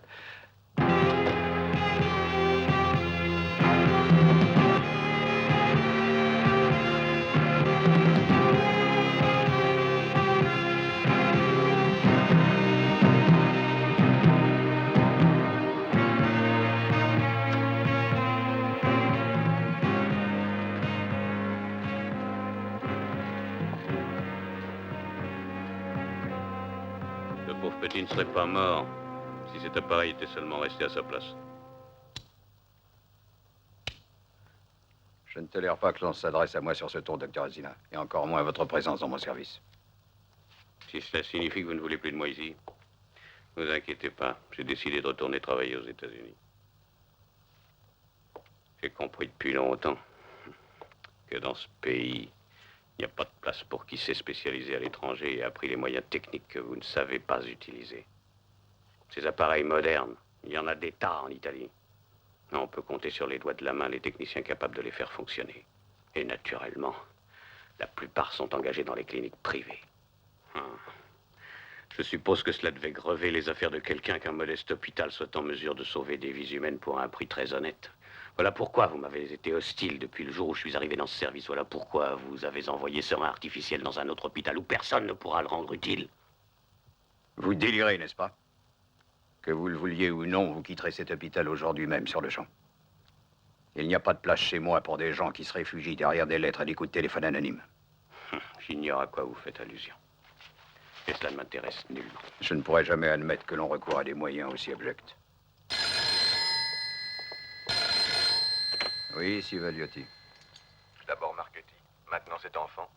Vous pourrez dormir cette nuit, professeur.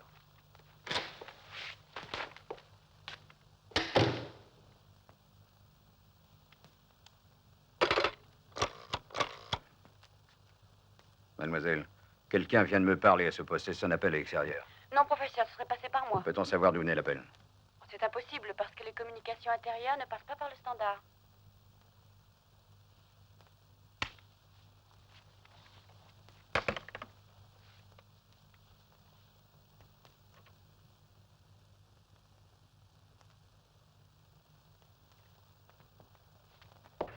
Préparez les 6 malades que je vous ai indiqués pour l'intervention. Je paierai demain. Ah, Laurenti. Bonjour, monsieur le professeur. Comment va? Je parie que vous voudriez quelques primeurs sur la réforme sanitaire. Demain matin. Je vous remercie, professeur, mais je ne suis pas là pour ça. Il y a une page qui vous est consacrée. Voyons un peu. Comme vous voyez, il s'agit de choses assez indiscrètes, non? Diffamatoire, dirais-je. De toute façon, j'ai réussi à empêcher la publication. Et qui a écrit cet article pour le journal? Ah, j'ignore, nous avons des pigistes comme tous les journaux. Et parmi eux, n'y a-t-il pas par hasard un nommé Marco Loris? Loris? Ah, si, bien sûr, un jeune avec des lunettes. Mais je peux pas affirmer que c'est lui, vous savez. Je vais voir ça tout de suite. Mon cher Loris,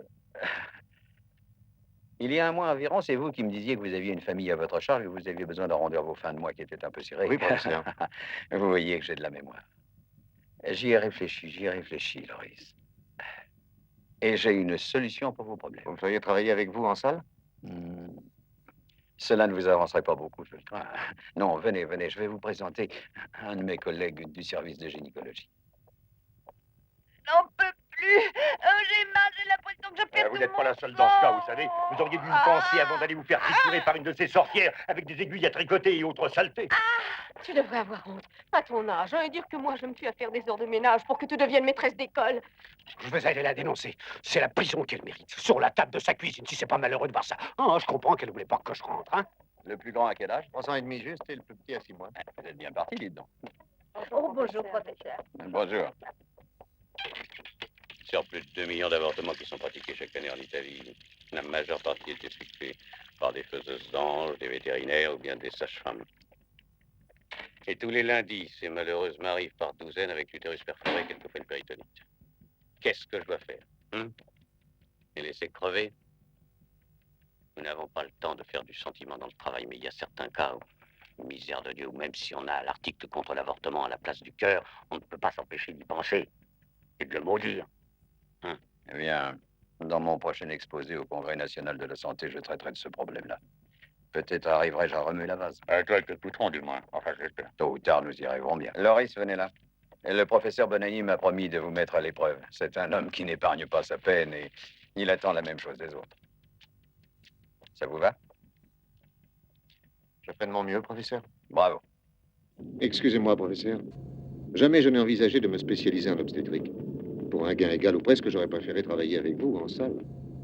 Je pense qu'après quelques jours de pratique, vous pourrez commencer à travailler pour vous sans pour autant abandonner l'hôpital, s'entend. En étant prudent, en un mois, un docteur fait très facilement 1 million ou plus. Mais l'avortement est illégal. Je sais bien que c'est illégal. D'ailleurs, la révolution aussi est illégale. Et il en est de même, il me semble, pour la liberté de parole et d'opinion, pourtant garantie par la Constitution, mais bel et bien interdite par un code civil byzantin. Savez-vous qu'on vient d'arrêter un conférencier qui avait abordé le sujet de la contraception? Arrêté, dites-vous? Ça vous surprend, hein? Je pense que la perspective d'arracher quelques vies aux griffes des faiseuses d'anges qui commettent des assassinats impunément ne devrait pas répugner à la conscience d'un jeune médecin. La morale hypocrite repliée derrière le bouclier d'un conformisme souvent commode. Je ne trouve pas que ce soit édifiant, Norris. Oui, c'est très juste, professeur Valiati. Mais je suivrai votre conseil.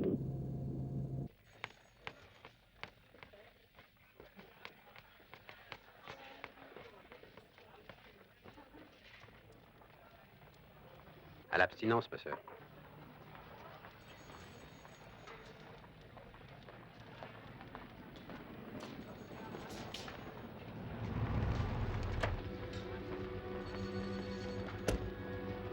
Bravo, bravo Ernesto, c'est exactement ce que je veux. Une rotation saisonnière des fleurs, parfait. Merci, professeur. Ah, il a l'air gai aujourd'hui, le grand chef blanc.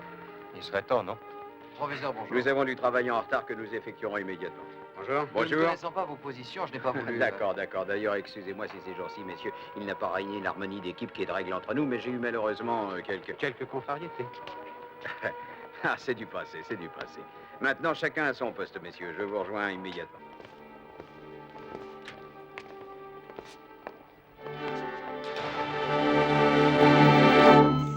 Vous pouvez refermer le bateau. Bien. Félicitations. Magnifique d'un bout à l'autre, c'est l'un des noms. En voilà un qui ne saura jamais à quel point il a été prêt de se réveiller dans notre monde. Ah, il fallait que ce soit vous pour accomplir un pareil prodige. Et surtout avec la complication de la fibrillation vasculaire. C'est vraiment une opération qui peut faire époque dans l'histoire de la chirurgie, bravo. Merci. En fait, le rapport entre la lésion et le cœur était ce qu'il nous fallait voir pour écarter les doutes que nous laissaient les radios. Professeur, c'est dommage de ne pas avoir filmé ce miracle. Ce qui est encore plus dommage pour moi, c'est de ne pas pouvoir me réjouir de vos éloges si flatteurs. Professeur, voulez-vous du café? Oui, volontiers, sœur Angela. Parce que parmi vous, il se trouve quelqu'un qui voudrait me détruire, me discréditer. Je vous le dis tout net, si cela se produisait, ma ruine serait aussi la vôtre. J'en sais assez sur chacun de vous pour vous détruire en même temps. Et que celui qui est sans péché jette la première pierre, hein? Et si, en tant que représentant du ministère de la Santé, vous estimez que nous faisons preuve d'une volonté d'obstruction, eh bien, ce sera, monsieur, une opinion toute personnelle et arbitraire. Voyez-vous, tous mes collègues ici présents, ainsi que moi-même, nous souhaitons vivement une réforme sanitaire. Mais une réforme radicale. Ce qui signifie, primo, le démantèlement bureaucratique de toutes les organisations mutualistes qui coûtent des centaines de milliards de livres au gouvernement chaque année. Secondo, l'abolition de toutes les œuvres religieuses qui, entre nous, sont des centres de propagande pour le plus fort des partis au gouvernement. Tertio, la conversion de tous les hôpitaux en établissements publics du jour au lendemain. Et pour finir, la nationalisation des industries pharmaceutiques, soit plus de 1000 entreprises. Voici les points qui sont, à mon avis, la base d'une réforme valable. Mais tout ceci, hélas, entraîne des dépenses au-dessus des moyens d'un budget déficitaire comme l'est le nôtre. Je déclare qu'en dehors de cette réalité, le reste n'est que démagogie et tromperie volontaire et répugnante. Tu dis qu'il faut se serrer les coudes parce que nous traversons une période difficile, et c'est exact. Mais j'ajoute que le danger vient de nos propres rangs, et à mon avis, il est encore plus grave parce qu'il émane de nos collègues. Qu'entends-tu par là? Explique-toi. Il y a certains faits personnels dans notre vie professionnelle que d'aucuns utilisent pour le moment de façon anonyme, mais dans un but d'intimidation.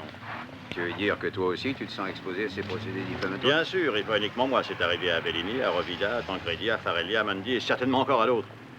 Il faut réagir, Calogeri. Il faut prévenir. Ah, d'accord, mais comment?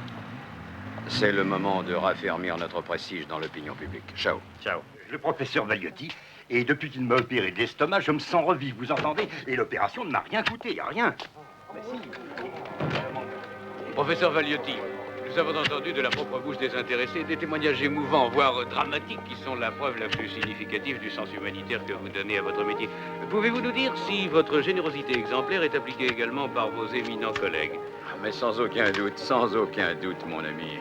Et comme moi, voyez-vous, nombreux sont ceux qui emploient chaque moment de liberté avec, disons-le, le plus total désintéressement, à convaincre et à soulager, et souvent à sauver les plus malheureux.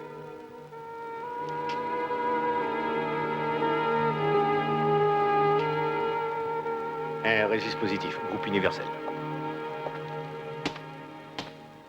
Et je crois ne pas trahir la pensée de mes collègues en disant que ce que nous faisons là n'est qu'une preuve de solidarité, un exemple que nous offrons à nos collègues plus jeunes pour leur faire comprendre l'impératif catégorique de notre profession, c'est-à-dire donner.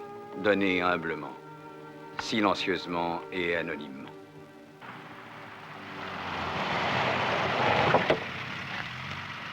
Bonsoir, papa. Bonsoir, Ricky. Qu'est-ce que c'est que tout ça? J'ai choisi l'endroit où on ira en vacances. Regarde, il y a tout, la voile, l'équitation et la piscine. C'est merveilleux, merveilleux. J'ai bien mon choisi, chéri. hein? La Suisse. Tu as vu les montagnes et la neige? Tu vas apprendre à faire du ski. C'est magnifique. Je crois que nous nous amuserons bien tous Oh, les et deux. c'est assez loin pour que personne ne vienne te déranger, Oui, j'espère. tu as raison, c'est parfait. Viens, papa, il est de bonne heure, je vais te montrer le dépliant que j'ai. Ah non, pas maintenant. Pas maintenant. Non, Ricky. Va dans ta chambre, tu seras gentil. Allons, sois obéissant, mon trésor. Tu trouveras un nouveau disque sur ton bureau. C'est de la pop musique? Écoute-le. Que se passe-t-il? Un coup de téléphone du procureur Anselmi. Et alors? Il a besoin de te parler. Il a dit que c'était urgent. Bien, alors j'irai. J'ai reçu ça ce matin. C'est une plainte contre toi, Daniel. Amplement circonstanciée. Mais il n'est pas possible de l'ignorer? Non, malheureusement. Je peux tout au plus attendre quelques jours pour que tu essaies de la faire retirer. Et bien entendu, c'est anonyme, je suppose. Pas du tout. Elle est signée.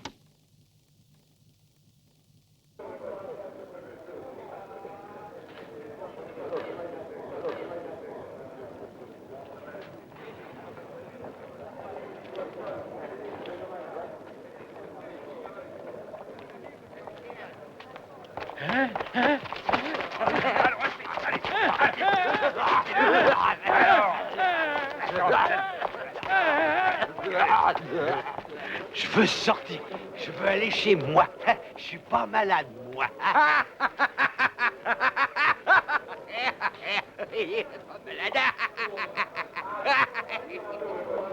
Quand on pense qu'il suffit de 3 signatures pour qu'une personne saine d'esprit soit enfermée dans cet enfer.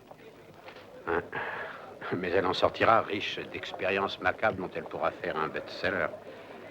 Rien ne dit qu'elle en sortira.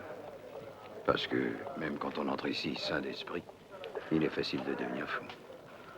C'est pour me dire ça que tu as demandé au directeur de nous laisser? Non, pour l'objectivité de l'enquête. En présence du maître, ils ont un comportement très différent. Alors tu penses que la crainte de la punition suffit pour les assagir?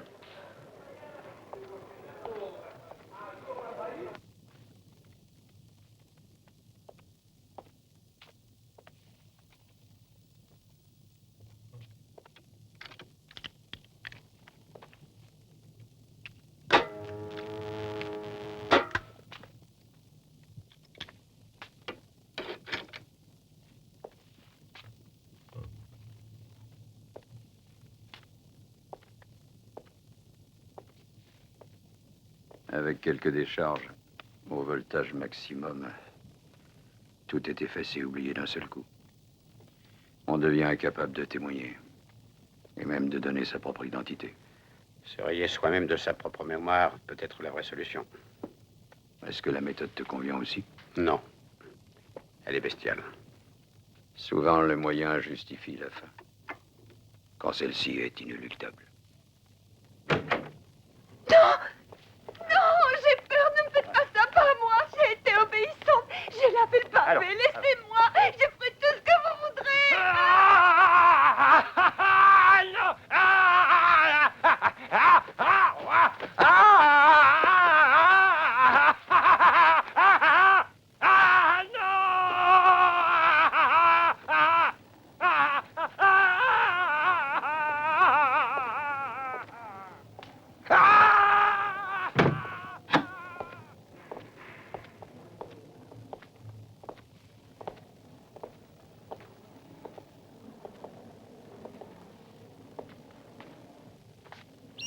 Qu'est-ce que c'est? Tu vois, ici, il faut savoir profiter de l'occasion. Et si on a la liberté dans le sang, on trouve toujours une sortie.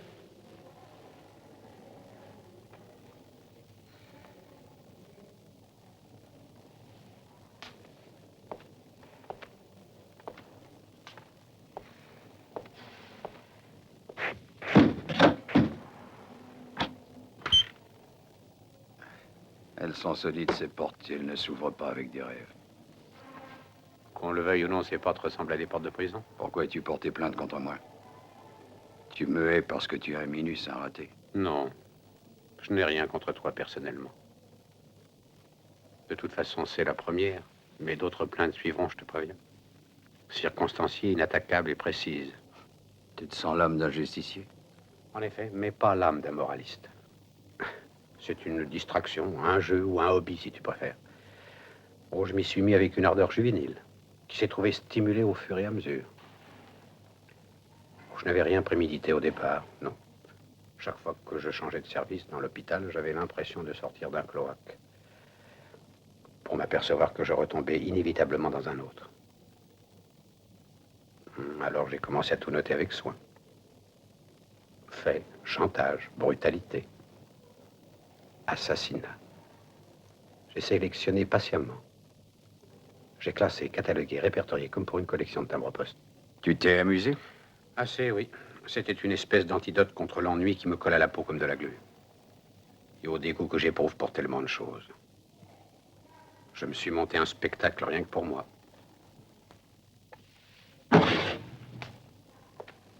Idéaliste par jeu? Ou encore cabotin qui tient à donner un spectacle sur une scène? Et je l'ai trouvé, cette scène. Le spectacle a commencé. Ne te fais pas d'illusions. Je ne renoncerai pas à mon plaisir.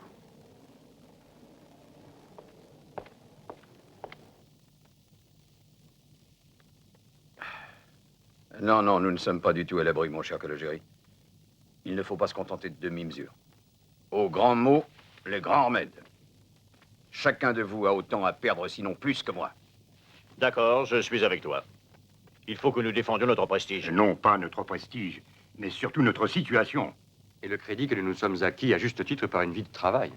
Qui parle de prestige et de crédit, je pense aux inévitables conséquences d'un procès qui, si fort que nous soyons, sera pour nous synonyme de ruine. Dans ces conditions, messieurs, il ne nous reste qu'une seule solution. Décider ensemble comment éviter cela. Docteur Giordani, il y a une intervention d'urgence. Eh bien, voyez ces messieurs, moi je n'opère pas cet après-midi. Prévenez le professeur Valietti. Et il n'est pas encore arrivé. Pourtant, il m'a semblé avoir vu sa voiture. Et bâtie. Nous l'avons cherché, il n'est pas là. C'est vraiment la journée des retards aujourd'hui. C'est bon, je viens.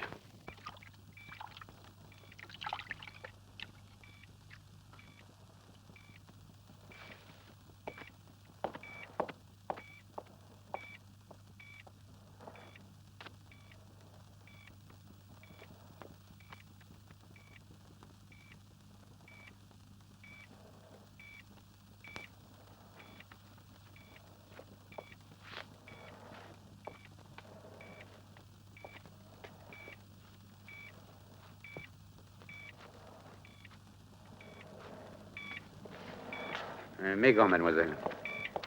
Alors, que sait-on de ce malade? C'est un homme de 56 ans qui, d'après ce que nous a dit la famille, aurait souffert d'une hépatite virale il y a une vingtaine d'années. Hospitalisé d'urgence pour abondant vomissement de sang. Les examens? La numération globulaire donne 1 million de globules rouges. J'ai fait une radio de la région hépatique que vous pouvez voir. Quand a-t-il été hospitalisé? Il y a 1 heure environ. D'autres détails intéressants? Nous avons pratiqué 2 transfusions, mais il ne répond pas de manière satisfaisante.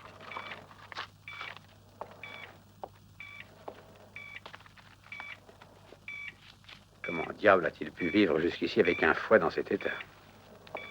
Ouais, voyons ça. Donnez-moi un peu d'eau, mademoiselle.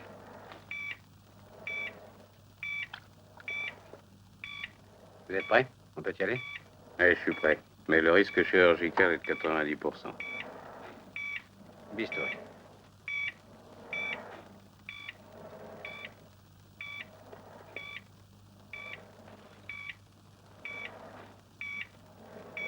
Épongez, Kelly.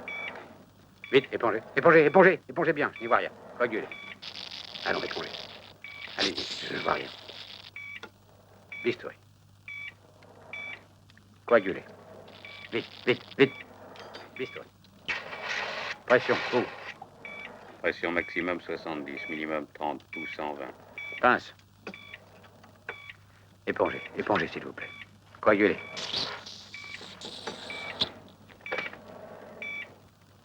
Coagulez, épongez. Si, écartez. Je dis la pression. Pression 140, 90. Coagulez. Coagulez. Écartez mieux que ça.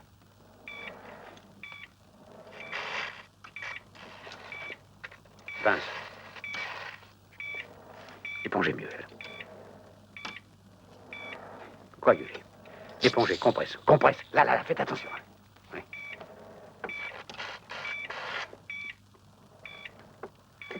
Pouls et pression.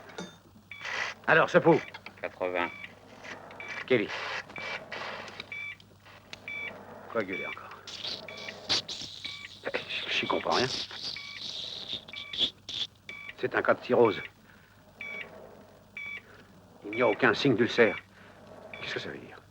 Le donner nommé libre. Voyons un peu les voies biliaires. Écartez, écartez. Écartez davantage. Continuez. Épongez, là. Voyez, respirez. Il y a des kystes malins. Kelly. Coagulez. Changez cette compresse. Mais vous voyez bien que ce sang me gêne. Vite, vite, vite. Kelly, mademoiselle. Coagulez. Épongez. Épongez ici, vous. Coagulez. Mais comment m'avez-vous attaché ce sacré masque? Qu'est-ce qu'il y a? Vous êtes nerveux, Jordanie? Plus du tout, maintenant que je vous sais là. Bistouri. Écartez. Ouvrez, ouvrez. Et ouvrez bien. Pince à champ. À votre place, je ne procéderai pas comme ça. Après l'action, professeur. Coagulez. Épongez. Épongez. Écartez, je vous prie. Mais qu'est-ce que ça veut dire?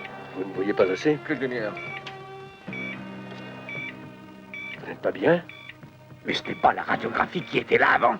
Vous n'avez pas commis une erreur? Elle a été changée. Que dites-vous, docteur? Attention à l'hémorragie, Jordanie. Pince. J'ai demandé la pince à champ, pas celle-ci, mademoiselle. Excusez-moi, vous n'avez pas précisé. Pression 70, minimum 30, le cœur lâche.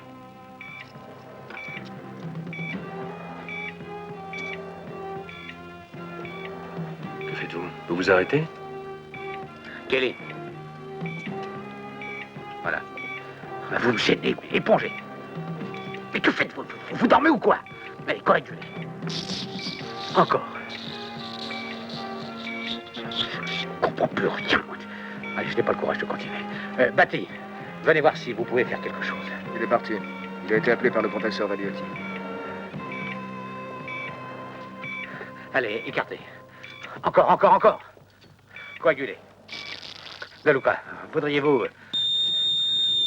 Il n'y a plus rien à faire. Arrêt du cœur.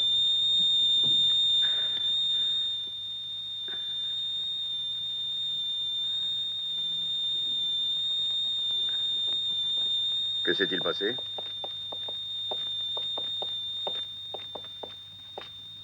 Pourquoi ne t'es-tu pas fait remplacer par Batty? Il n'était pas dans un état normal, c'est évident. Il a même prétendu qu'on avait changé la radiographie. Il ne se rendait pas compte de ce qu'il faisait? Comment cela? Il avait bu, sans doute.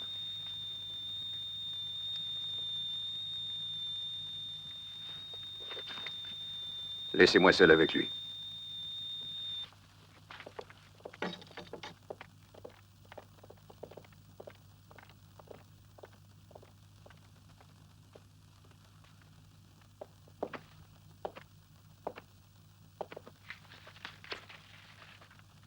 Désolé, mon ami.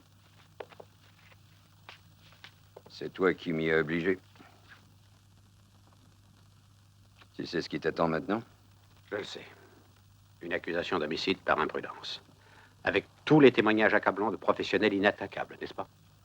Ça peut aller chercher dans les 6 ans. Et en plus, la radiation de l'ordre, cela va de soi.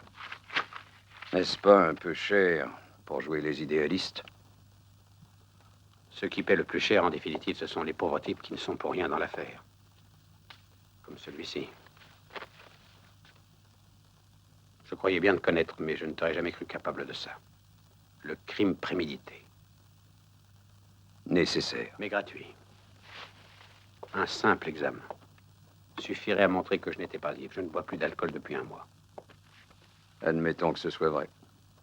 Mais tu sais bien, je suppose qu'il y a toujours des expertises et des contre-expertises. Pour la défense et pour l'accusation. Ou crois-tu encore en une justice objective et non influençable? Non, non. Qu'est-ce que tu veux? Je veux t'aider. Si, t'aider. Excuse-moi, mais quel que soit le nom que tu donnes, à ton manque de goût pour la vie en général, la vérité, c'est que tu es ce qu'on appelle un raté. Comme homme et comme médecin. Tu es amer parce que tu ignores ce qu'est le plaisir, la joie d'avoir réussi son existence.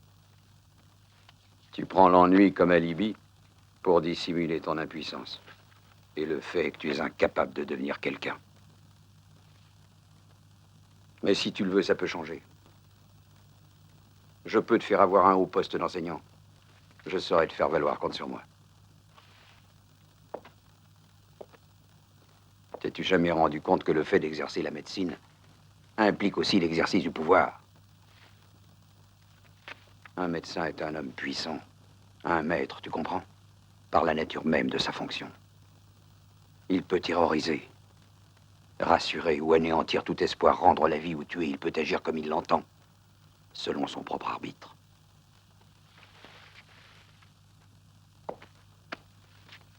D'ailleurs, même les modestes, les obscurs, ont leur petit sceptre eux aussi, pour les petites gens qu'ils soignent.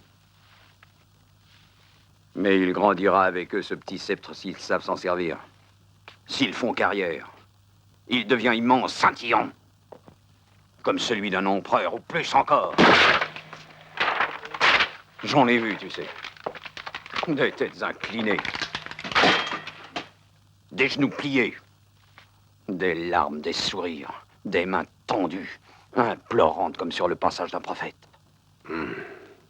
Je retirerai la plainte contre toi. Mais pas contre les autres. Bravo.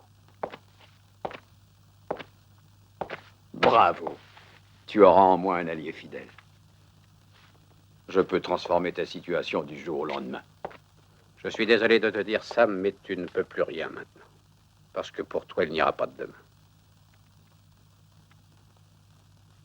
Tu ne t'es pas rendu compte que tu n'es plus du côté de ceux qui profitent de la souffrance. Tu avais sans doute trop à faire pour réaliser que tu es passé de l'autre côté de la barrière.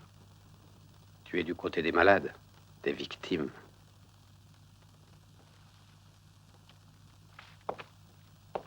Qu'est-ce que tu racontes? Je ne suis rien, professeur. Mais je me trompe pas souvent dans un diagnostic. Combien de fois ai-je vu tomber quelque chose de tes mains tremblantes, surpris une fixité spasmodique dans ton cœur, ou brusquement une rigidité évidente de ta nuque? Et tous ces détails ne sont pas des symptômes de fatigue. Tu sais très bien ce que c'est, n'est-ce pas?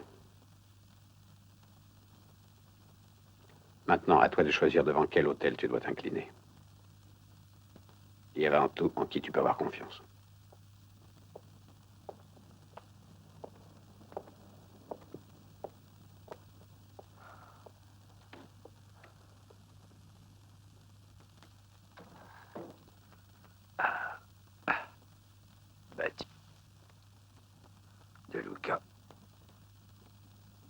Cassati. Loris. Agina.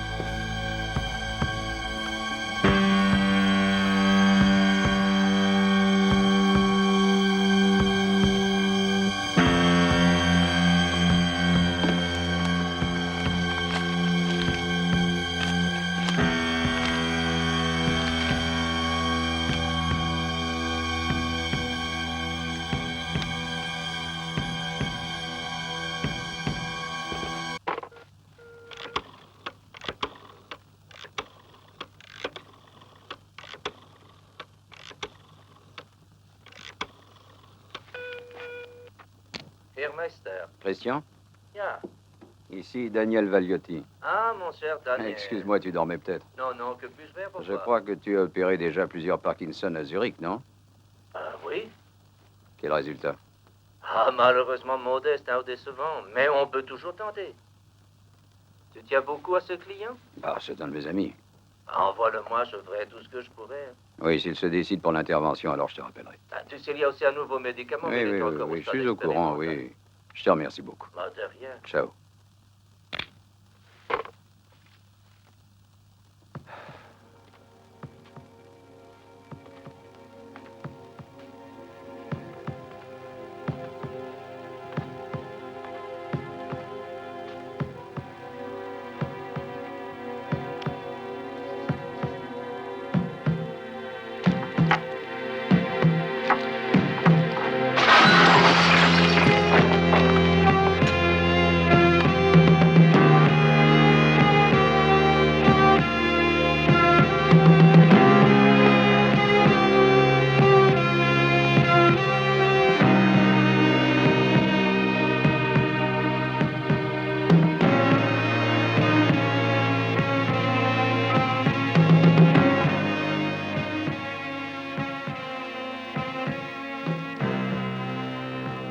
C'est très beau ici, aussi beau que sur les prospectus. La Frolaine est gentille, mais un peu ennuyeuse. Et toi, pourquoi n'es-tu pas encore là? Tu m'avais promis que tu viendrais. Tu n'as donc pas encore compris que tu n'es plus du côté de ceux qui tirent profit de la souffrance, que tu es passé dans l'autre camp, celui des malades, des victimes.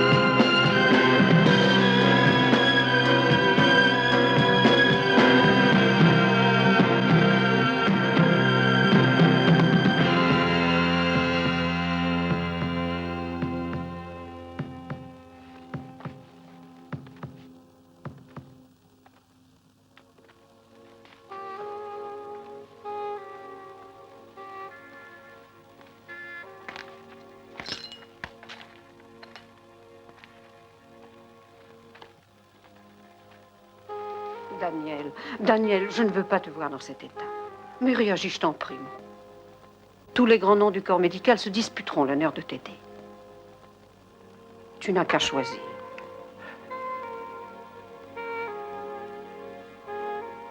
Mais qui?